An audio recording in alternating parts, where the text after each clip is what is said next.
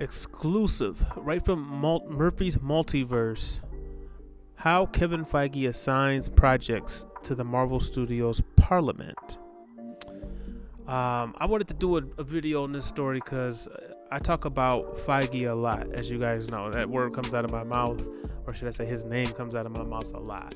But I think sometimes what gets misconstrued is when I'm saying his name, I'm also referencing and talking about his quote-unquote Parliment, is what they're now calling them. What this is a team of producers that what I would also name as Team Feige. I believe it's like 13 or 15 of them now, with so much that they're doing.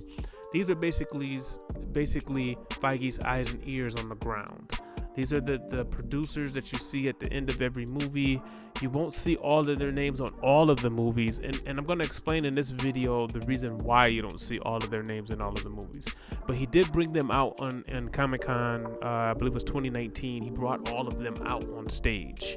So it's like, for them to get some of the shine, because they're the ones that's day-to-day, boots on the ground, executing the plan that they all come up with.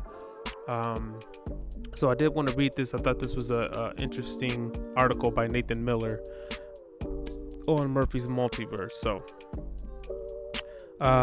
let's get started here. Let's see. We've previously written about the Marvel Studios Parliment, the group of executive producers who marshal in the shared universe in the MCU alongside Kevin Feige himself. While talking with Shang-Chi and the Legend of the Ten Rings producer Jonathan Schwartz, we asked him a bit more about how the Parliment works, and specifically how each producer joins the film or series they work on from conception, hiring of the writers and the directors to produce or to production and release. This is his words now, quote, "It's not really a genre thing or specific thing. We all sort of go off together and talk about who wants to do what and what's coming up. And we all kind of end up working on stuff we're excited about. I just like martial art movies, and Shang-Chi felt like the right character to bring a martial arts movie to life. And so that was that I put my hands up and said, I want to do Shang-Chi. That's more or less the way it tends to happen. There's characters we all want to do, or characters one of us wants to do, and we talk about it and divide it up, and things generally work out where people get to work on things they're excited about." End quote. Now that's interesting, because what if somebody doesn't want a particular character? Like, what if there's a character nobody wants, and then somebody just reluctantly has to take them? Or what if there's a character that everybody wants? So I wonder how they work that out. The article goes on to say that Schwartz went into a little more detail about how some of those groups talks play out, hinting at a very collaborative atmosphere under Kevin Feige's purview. Now, quote, "There definitely is a camaraderie for a lot of us who have been around for a long time, just throwing ideas back and forth. It's great when you have people who have been through the process and who you trust, and whose creative taste you trust. And everyone's taste is different. And that's part of what's really useful about it. Not all of us see movies the same way, so we're able to bring something a little bit different." End quote. The long-term togetherness and mentions of process and trust suggest the hallmarks of a high-performance team. Though Marvel Studios results and the way members of the Parliment talk about it, it's clear the studio's producing process is both organic and managed in a way that keeps things fresh and diverse. With the streaming TV and film combination creating new shared universe narratives and new media formats on the horizon for Marvel Studios to adapt to, it will be exciting to see how the Parliment evolves. And that is the end of the short article they have here on the Parliment. I wish it had the names of all of them on here, just to kind of give them that notoriety, because like I said, you do see their names pop up at the end.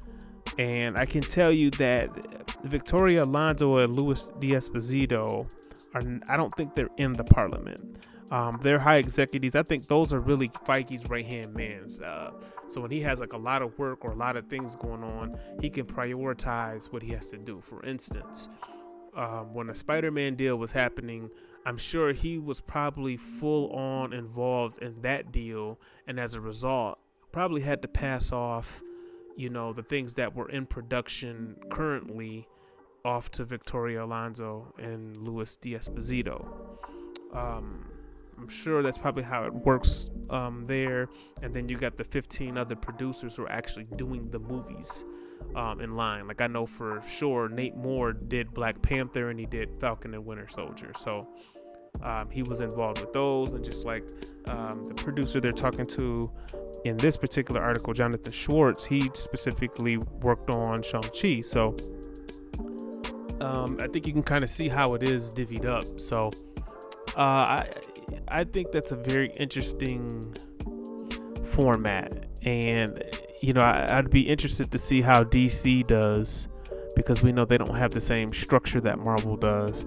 And I think a lot of the studios can tend to learn from this, especially DC, because it's a team effort. There's hundreds to thousands of people working on these films at any given time, and you kind of have to wonder how Marvel Studios cranks out such high production value, and they've been able to crank out more media in a sense. I don't know if a lot of you know, but like John Campea always talks about how when he was with, I believe it was with Collider or AMC, and he did the interview for Age of Ultron, and he said that Kevin Feige was so burnt out, or he looked like he was getting burnt out back then, and they were only doing 2 movies a year at that point. He was overseeing, the schedule, the trailer was in the midst of being done. They were shooting Age of Ultron at the time. Like, this dude was here and there and everywhere. So I think he has figured out how to get some of the work done or divvy it out amongst his team. And right now they're all functioning as a team, which is also why I think it was important for him to take that year off after they did Endgame. I think that was part of the reason. It was very strategic. They said, okay, after this big crossover event that they all probably worked on, we're going to take some time off to refuel and recharge.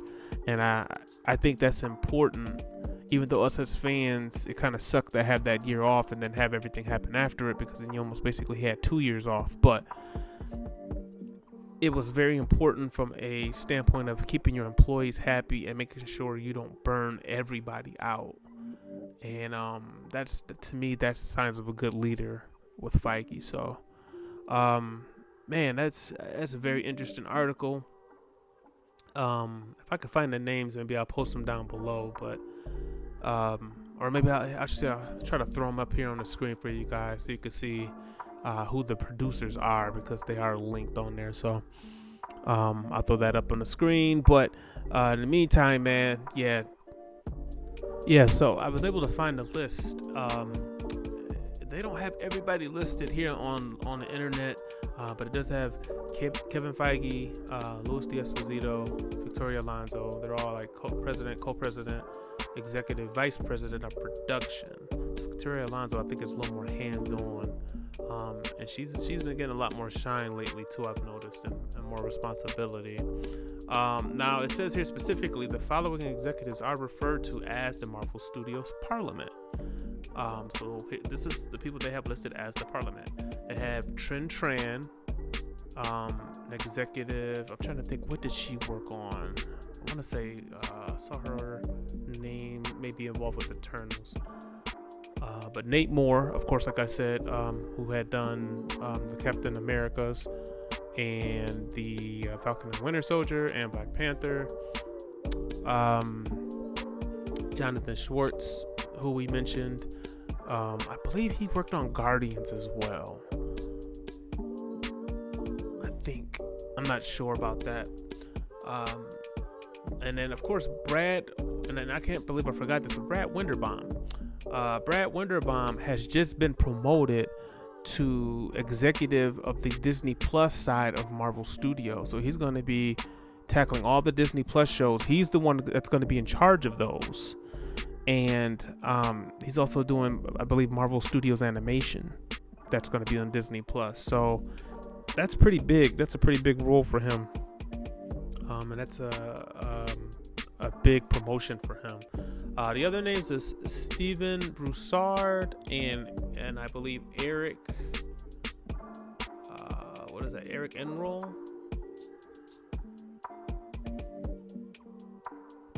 Yeah, Eric Carroll.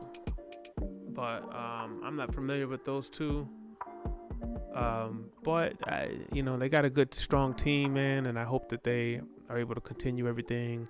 I know Brad Winderbaum has been with Marvel Studios since the beginning in 2008, working on projects here and there, and he got that promotion to now where he is the one that's overseeing everything on Disney Plus, and you will see his name on everything on Disney Plus. So it's just kind of the structure, how it works. I always find this kind of stuff interesting. It's behind the scenes kind of production stuff. I believe in giving them their flowers as well. So.